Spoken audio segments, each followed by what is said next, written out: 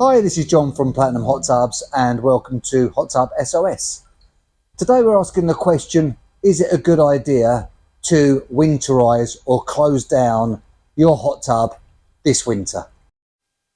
As we don't get the -10, -15 temperatures as they do in the States, we think it's absolutely fine to do so as long as it's done properly.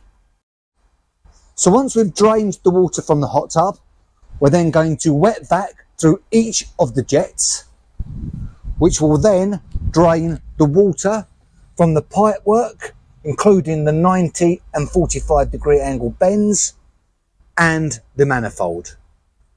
The next part of the service will be to loosen the unions on the pump and on the heater to allow the water to drain. The final stage being clean the cabinet, 303 the cover, and then black wrapping the entire unit to protect it against the elements. Thanks for watching. If you think this has been useful, please give us a like and subscribe.